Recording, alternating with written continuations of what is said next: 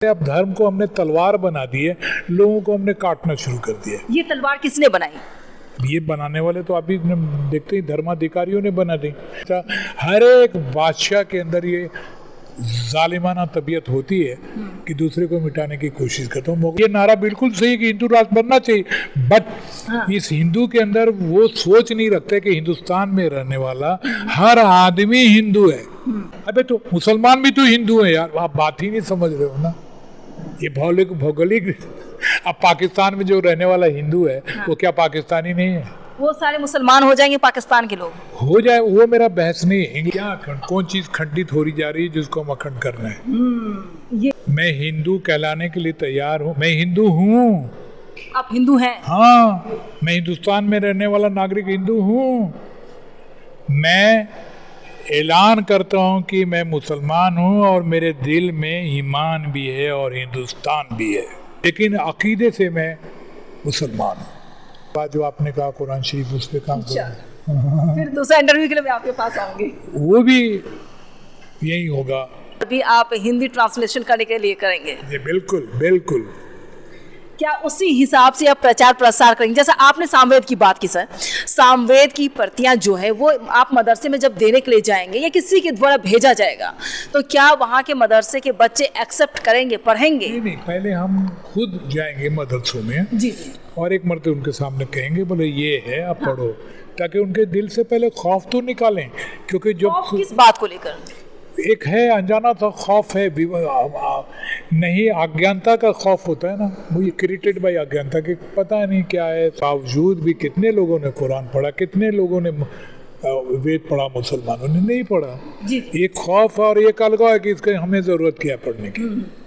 लेकिन मैं बताऊंगा ज़रूरत है, मोहब्बत की ज़रूरत तो है, समझने की ज़रूरत है। हम जब अंडरस्टैंडिंग सारे कामों के बीच में हो जाएगी, क्योंकि सारे लोगों ने क्या हुआ कि धर्म जो पैदा किया गया लोगों को जोड़ने के लिए पैदा किया, लेकिन यहाँ तक पहुँचते पहुँचते अब धर्म को हमने तलवार बना दी है, लोगों को हमने काटना शुरू कर दिया। ये तलवार किसने बनाई? ये बनाने वाले तो अभी देखते ही धर्माधिकारियों ने बना दी। मैं उसी तलवार की धार को कम करना चाहता हूँ और लोगों में रोशनी फैलाना चाहता हूँ कि अपने पढ़ो अपने धर्म को, किसी से पूछो मत, खुद पढ़ो और फैसला करो तुम क्या हो, दूसरे का है। अच्छा सर, आप ये भी देखते होंगे कि कई उर्दू नाम हैं जिसको हटा दिए जाते हैं कि नहीं उर्दू नहीं रहना चाहिए, या फिर नहीं, ये सारी बहुत सारी चीज़ें। मैं पॉलिटिकल ज़्यादा टच नहीं देने की कोशिश करूंगी, फिर भी मैं आपसे सवाल पूछूंगी क्योंकि आप मोहब्बत का पैगाम देने का काम करने वाले हैं। एक प्रचार प्रसार के तौर पर आप पैगाम दे रहे हैं, दिलों तक जोड़ने का काम कर रहे हैं। से आप एक तरह से यात्रा ही करने वाले हैं। मैं झारखंड की यात्री हूँ। झारखंडी हैं? झारखंडी यात्री हूँ मैं। अच्छा। 28 किलोमीटर मैंने भी यात्रा की है, गूगल्स में मिल जाएगा। मैं ये कह रहा हूँ जी, हर वक्त में जब यहाँ द्राविड़ थे, आर्यन आए तो द्राविड़ों के नामों निशान को खुरुच खुरुच कर मिटा दिया। आर्यन आए, शल्य आए, शक्य आए, उसके बाद उसी ये सारे उसी जगह से आए, दरबलापुर, वहीं से फिर मंगोल आए, अलग अलग अफगान आए, ये सब उसी इलाके से आए, कोई चाइना तरफ से यहाँ नहीं आया है। जहाँ से आर्यन आए वहीं से मंगोल आए हैं, वहीं से शक्ल आए थे, वहीं से जो राजपूत कहलाए, ये सब एक ही जगह से आए हुए हैं। अगर ढूंढोगे तो इनके रिश्ते मिल जाएंगे। तो वो आए तो उसने उसका नाम मिटाना चाहा, वो आए तो उसने उसका नाम मिटाना चाहा। हर एक बादशाह के अंदर ये जालिमाना तबीयत होती है कि दूसरे को मिटाने की कोशिश करता हूँ। मुगलों ने भी आया होगा तो पहले तो बस्तियों के नाम कुछ अलग होंगे, अपने नाम रख दिए। अब ये आ रहे हैं तो उसको ये चलता है कि इससे क्या होता है, कुछ नहीं होता। और वही तस्वीर अब तक दोहराई जा रही है। ये मानसिकता है, ये शासकों की मानसिकता है जो हर जमाने में थी। सर एक सवाल और भी है, लोकसभा चुनाव से पहले, लेकिन अगर मैं शासक बन गया तो एक शहर बसाऊंगा जिसका नाम होगा मोहब्बत आबाद। मोहब्बत आबाद? लेकिन वो तो उर्दू नाम है सर। नाम ये उर्दू हिंदी हटाओ ना।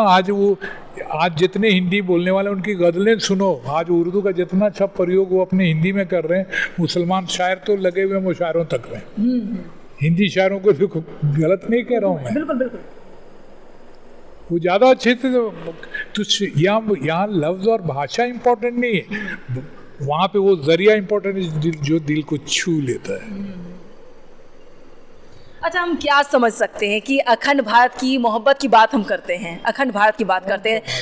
नहीं, अभी तो अखंड भारत की बात हो रही थी कि 2047 फिर आए 2022, 2024, इस तरह अखंड भारत की चर्चा होती रहती है। हालांकि आरएसएस प्रमुख मोहन भागवत साहब खुद कहते हैं अखंड भारत होना चाहिए, लेकिन अभी कुछ देर के लिए उनको डिले कर दिया गया है। हिंदू राष्ट्र, अखंड भारत, ये दो चर्चा रोजाना होती है सभी जगह। इसको लेकर सर आप क्या मैसेज देना चाहते हैं? जी, बकवास चर्चा है ये मेरी नज़र में, कि अगर कोई ईरान का आदमी है वो ईरानी कहलाता है, जी जी, नेपाल का आदमी है नेपाली कहलाता है, जी, है ना जी, तो हिंदुस्तान करने वाले आदमी तो हिंदू ही कहलाएगा। तो हम सब हिंदू हैं।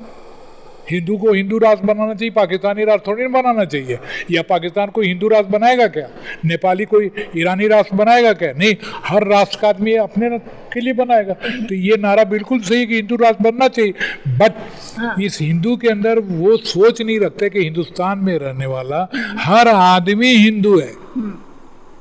हाँ, हम हिंदू रखे इस्लाम अकीदा रखते हैं, वो हिंदू रख करके गुरु नानक को, but we are all Hindu because we are living in Hindustan. नहीं, ये कैसे हम माने कि अभी तो उलझ गई ना। नहीं, हिंदू राष्ट्र कैसे आप बनाएंगे? पहली बात कि हिंदुस्तान में रहने वाले, पाकिस्तान में रहने वाले को आप क्या कहेंगे? पाकिस्तानी। तो हिंदू नाम रख दे, मेरा नाम नेहा हबीब है, मुश्किल क्या है? लोगों को लगता है मैं हिंदू हूँ और मुसलमान भी हूँ, मैं क्या करूँ? मुश्किल ये है कि हिंदू को जो एक भौगोलिक दृष्टि से हिंदुस्तान में हर रहने वाला हिंदू है, ये नहीं समझ के इसको एक जात धर्म का उपनाम दे दिया गया, जबकि हिंदू लफ्ज 200 साल पुराना ही शब्द है। दरअसल हिंदू धर्म नहीं है, ये वैदिक धर्म है, ये हिंदू धर्म नहीं। ये तो जी बोले, कंटिन्यू करें। इसलिए आप समझो इस बात को, और मुस्लिम भी इस बात को वो प्रोजेक्ट करते हैं, ये सोचते हैं कि हिंदू राष्ट्र मतलब हिंदू मुसलमानों को कट करके बोल रहे हैं। अगर इसका विशालता से इस बात को सोचो तो हिंदू राष्ट्र सही है। हिंदुस्तान हिंदुओं के लिए अगर फ़ायदा नहीं सोचेगा, हिंदू के लिए तो किसके लिए सोचेगा? आप कब तक चाहते हैं कि हिंदू राष्ट्र हो जाना चाहिए? मेरी दुआ है कि जिस तरह पाकिस्तानी चाहते हैं, पाकिस्तानी इंग्लिशस्तानी चाहते हैं, हिंदुस्तानी, वैसे हिंदू सुनो, हिंदुस्तान को भी हिंदुस्तानी हिंदू राष्ट्र बनना चाहिए। तो जो मुसलमान है वो कहाँ जाएंगे? अबे तो मुसलमान भी तो हिंदू है यार, आप बात ही नहीं समझ रहे हो ना। ये भौगोलिक अब पाकिस्तान में जो रहने वाला हिंदू है वो क्या पाकिस्तानी नहीं है? वो सारे मुसलमान हो जाएंगे पाकिस्तान के लोग? हो जाए, वो मेरा बहस नहीं है। इंग्लैंड में रहने वाले लोग सब, ईरान में रहने वाले सारे ईरानी, हिंदुस्तान में सब, हमें उनके साथ मिलना चाहिए कि यस हम भी हिंदू हैं, हमारा भला करो। हाँ, अकीदे आपके वैदिक हैं, मेरे इस्लामिक हैं, उनके ये अपना अपना मानो, इट इज पर्सनल। तो ये आप किसी पर हिंदू को हिंदू धर्म मान के एक अलग कैटेगराइज कर दिया गया, सारा प्रॉब्लम का जड़ वो है। हाँ। ये वैदिक धर्म है, हमारा इस्लामिक धर्म है, कोई नहीं। हिंदू तो पहले आप क्या बनाना चाहते हैं, अखंड भारत या हिंदू राष्ट्र? क्या मतलब अखंड? भागवत साहब तो कहते हैं अखंड भारत बनाएंगे। क्या अखंड? कौन चीज खंडित हो रही जा रही है जिसको हम अखंड करना है? ये जवाब मुझे जाना था, क्या चीज खंडित हो रही है? कुछ नहीं खंडित हो। अखंड भारत अगर बनाना है, सपना है, नहीं आपने जवाब दे दिया, लेकिन एक सवाल और पूछूंगी आपसे। अखंड भारत अगर आपको बनाना है, पाकिस्तान, बांग्लादेश, ये तमाम, अरे ये कभी नहीं हुआ। एक हो सकता है। अरे सुनो मेरी जान, सवाल सुनो, किससे बात कर रही हो पहले सुनो। जी। तुम्हारे सवाल इतने होते हैं कि एक अखंड क्या है? कौन सा राजा था ऐसा जिसका पूरे हिंदुस्तान पे कब्जा था और अफगानिस्तान पे भी था, ये था वो, तो कौन सा राजा है? या अखंड आया कहाँ से? कौन सा ऐसा राजा था जिसको हिंदुस्तान, अफगानिस्तान सब पे कब्जा था? कौन एक राजे का नाम बताओ। ये तो इंडिया का तस्वुर अंग्रेजों ने दिया। जी। आर्यावर्त हमारे पास है, तो ये एक चक्कर अलग है। कौन सा राजा था बताइए जिसकी हम रिप्लिका बनना चाहते हैं? आपने एक बात सर बहुत अच्छी कही, किसने खंडित कर दी जो अखंड भारत होगा? ये जवाब मैं एक्सेप्ट करती हूँ। और जो बात खंडित हो गई है, जो हो गई सो हो गई, अब जो बचा है उसको हम कैसे जन्नत बनाएं, हम इस पे अपना जोर लगाएं ना। अगर हिंदू राष्ट्र की जैसे आपने बात की, सभी मुसलमान तैयार नहीं होंगे हम हिंदू बन जाएं, कभी नहीं होंगे। लेकिन मैं आपसे सवाल पूछूं, क्योंकि आप दादा से लेकर अब तक आप संस्कृत से ही आते हुए इसी रास्ते से गुजरे हैं आप, और सामवेद भी आपने ट्रांसलेट कर दिया, आप हिंदू बनने के लिए तैयार हो जाएंगे? मैं हिंदू कहलाने के लिए तैयार हूँ। मैं हिंदू हूँ। आप हिंदू हैं? हाँ, मैं हिंदुस्तान में रहने वाला नागरिक हिंदू हूँ।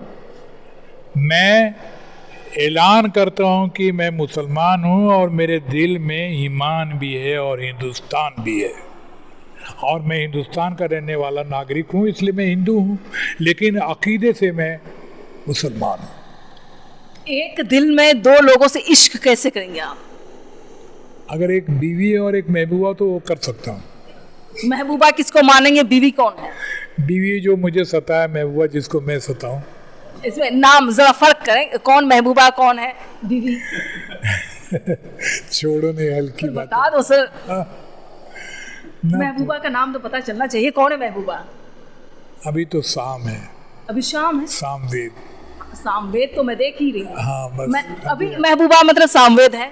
या बीवी? ये मेरी ऐसी महबूबा है जिसको मेरी बीवी भी प्यार करती है। बीवी क्या करती है? इसको प्यार करती है, मेरी महबूबा को। अरे वाह। वो कानकुब्ज ब्राह्मण है, अच्छा, मेरी वाइफ। आप नमाज भी पढ़ते होंगे? शायद कभी कभी नहीं पढ़ते हैं, वो मेरा अल्लाह का मामला है, उसको हाँ, छोड़ बेशक बेशक अल्लाह का मामला है, बस यूं ही मैंने आपसे पूछा है। नहीं नहीं, वो मैं बोला ना, मैं ईमान भी रखता हूँ दिल में और हिंदुस्तान भी रखता हूँ। जवाब नहीं देंगे? नहीं, बस ये बता दें कि कब तक आपका सपना है, फाइनल सवाल है आपका, कब तक आपका सपना है कि हिंदू राष्ट्र बन जाना चाहिए और किस किस को एक साथ करना होगा? मैं मुसलमानों को भी यही कहूँगा कि आप भी हिंदू हो, जो कि हिंदुस्तान में रहते हो, और उनको भी यही मैसेज दूंगा कि मुसलमान भी तेरी तरह हिंदू है, हिंदू राष्ट्र बनाते हो तो तुम इनकी भी भले की बात कर रहे हो, अपने भी भले। अलग नहीं है, इसको मतलब तो जानो, इसको जो संकुचित वे में सोच रहे हो उसको फैला तो दो। जी जी। तो दोनों एक हो जाओ, फिर खत्म बात। नहीं, अब बात अब रही बात, वो मेरी बात माने, वो मेरी बात ना माने, लेकिन जो मैं मान रहा हूँ मुझे अपने रास्ते पे चलते रहना है। एक सवाल सर, बस एक सवाल। ये कहते हैं कि मदरसा में जो बच्चे पढ़ते हैं वो गैंग में शामिल होते हैं या वहाँ पे तलवार बंदूक ये वगैरह वगैरह पहुँचाने का काम किया जाता है, तो सामवेद को वहाँ पर कैसे पहुँचाया जाएगा? वो हम पहुँचाएंगे ना, हम देखेंगे अपने हिसाब। आपने कसम खा ली है कि पहुँचाएंगे? बिल्कुल, क्योंकि हमारा एक और है, एक फिल्म में ये सामवेद किसी आम आदमी ने लिखा, उसका नाम इकबाल दुरानी, जिसकी अपने से करोड़ों की फ़ैन फॉलोइंग है। जी। तो इसलिए हमारे फ़ैन फॉलोइंग में जाके फिर ये बातें करूँगा तो कुछ तो लोग मिल जाएंगे जिनको अपना हम सफ़र बनाऊंगा, फिर ये बात प्रचार कर, फिर रिजल्ट क्या होता है वो ऊपर वाला जाने, उसके लिए मैं परेशान नहीं हूँ। इकबाल साहब, इसके बाद क्या होगा, आगे क्या करना चाहेंगे? पहले तो इसको दिसंबर तक तो मैं लोगों में पहुंचा पहुँचाऊँ, देंगे। दिसंबर के बाद जो आपने कहा कुरान शरीफ उस पर काम अच्छा। करूँगा। फिर दूसरा इंटरव्यू के लिए मैं आपके पास आऊंगी। वो भी यही होगा। कहाँ? मैं चाहूँगा कि जैसे सामवेद उर्दू में है, जी जी। कुरान शरीफ हिंदी में हो। हाँ। मेरा काम है इधर से उधर ब्रिज बन के, पुल बन के लोगों को इधर से उधर रोशनी देना, पैगाम देना। अपना को। जो भी नफरत है, जो भी चीज़ें हैं, जो भी परेशानियां हमारे देश के अंदर, भाई भाई में इस तरह से जो चीज़ें हो रही है, या फिर जो भी, मैं ज़्यादा नहीं बोलूँगी, बस इशारा आपको कर रही हूँ, इस तरह से जो चीज़ें आप देख रहे हैं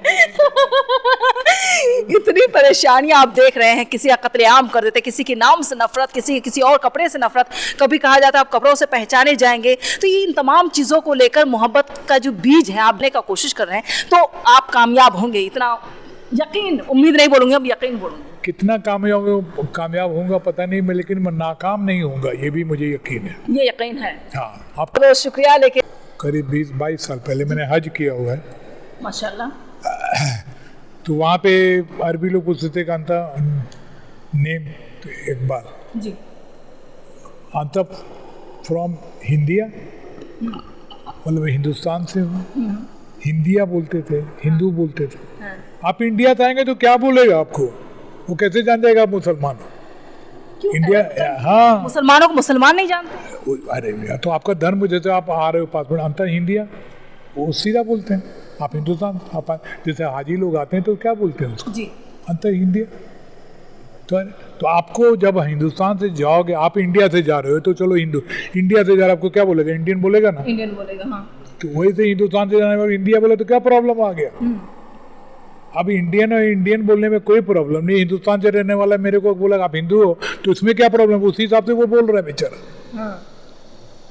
हमने हिंदू को धर्म से जोड़ दिया ना, इसका तो जुड़ाव हिंदुस्तान या हिंदुस्तान इस नाम के साथ इसको जुड़ाव है ना, फिर से वापस जोड़ दो ना प्लीज। चलिए, ये हिंदू राष्ट्र की बहुत बात हो गई। आपने रुद्राक्ष पहन रखी है, वो माला मैं देखना चाहूंगी। अवधेशानंद जी के पास गया था, जरा दिखाएं सर, दिखाएं। अवधेशानंद जी के पास गया था, वो बहुत ही लर्नेड आदमी है, बहुत बड़े स्वामी जी हैं। जी जी। तो उन्होंने कहा कि ये तो आपने बहुत बड़ा काम किया, लीजिए मैं आपको उपहार देता हूँ। अच्छा। तो उन्होंने रुद्राक्ष मुझे ये पहना दिया, ये इंडोनेशिया को रुद्राक्ष है। जी जी। एक मेरे गले में भी है। गले में भी? अब ये हम लोगों की देखिए बदकिस्मती कि हमने चीज़ों को भी हिंदू मुसलमान कर दिया, कि रुद्राक्ष ये पहनते हैं तो मुसलमान पहनते ही नहीं, ये तुलसी पेड़ लोग लगाते हैं उधर लगाते, माने अजीब है। जबकि रुद्राक्ष से इतने फायदे हैं, दिल की धड़कनें तेज रहती हैं, बढ़ती हैं, फायदा है। तुलसी से इतना फायदा हो, मेडिकल चीज़ है, उसको भी ये हमारी जो नफरत की इंतहा कर दी है लोगों ने, ये इसी को मैं प्यार से लो। जो चीज़ मेरा सिर्फ एक ही कहना है कि इंसानों के साथ जो बर्ताव करना है वो धर्म के हिसाब से मत करो, कर्म के हिसाब से करो। जो गलत है वो गलत है। हाथ जोड़ने की जरूरत नहीं सर, एक सवाल और भी हो जाए। सवाल ये है कि आपने कहा कि हर चीज में हिंदू और मुसलमान हो गए हैं, यही मैं इसी नफरत की बात करी जिसमें आप पैगाम दे रहे हैं, मोहब्बत का पैगाम दे रहे हैं, एक तरह से एक ब्रिज तैयार कर रहे हैं आप हिंदुस्तान के अंदर, ठीक है। लेकिन ये जो हर चीज़ में काला, पीला, हरा, लाल, भगवा, अलग अलग रंग, केसरिया को भगवा, ये क्यों किया गया है? बड़ी मज़े की बात है। हाँ। कि हिंदुस्तान पूरा हरा है और अरब पूरा डिजर्टेड है, भगवाई कलर के आसपास। वहाँ का झंडा हरा है, यहाँ का झंडा भगवा है। हाँ। आप देख रहे हो, हिंदुस्तान का झंडा पूरा हरा होना चाहिए, अरब का झंडा पूरा भगवा कलर का होना चाहिए, रेत की तरह। लेकिन उनका झंडा जो हरा है और जहाँ हरियाली है वहाँ तिरंगा है। क्यों?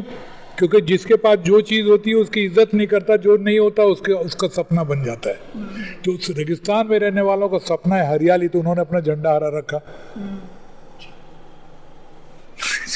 इसको समझो कि कोई चीज़ कैसे पैदा हुई, बिना समझे हम रंग को एक दूसरे के साथ, वही चीज समझ नहीं पाते हैं। हर चीज में हिंदू और मुसलमान, सांस में भी हिंदू और मुसलमान, इंसाफ में भी हिंदू और मुसलमान। आप देखें हर चीज में हिंदू और मुसलमान, जैसा कि आपने कहा, ये लाइन मैंने दोहराई नहीं, आपने बोला, मुझे सवाल बहुत सारे आ गए फिर। क्या वही कि हर चीज में हिंदू मुसलमान क्यों? ये कैसे खत्म होगा, कैसे खत्म करेंगे? जब ज्ञानता बढ़ेगी, जिसकी एक कोशिश मैंने की, और कोशिशें ऐसे लोग और शुरू कर देंगे, मेरे दोस्त लोग शुरू कर, ये जब कोशिशें बढ़ेंगी तो तभी जब समझ में आएगी तभी तो। ये डंडे से नहीं हो सकता है, नहीं, एक कानून बनाने से नहीं होगी। चलिए, बहुत बहुत शुक्रिया सर, काफ़ी देर तक मतलब आपसे बातचीत हो गई, काफ़ी चीज़ें आपने बताई मुझे।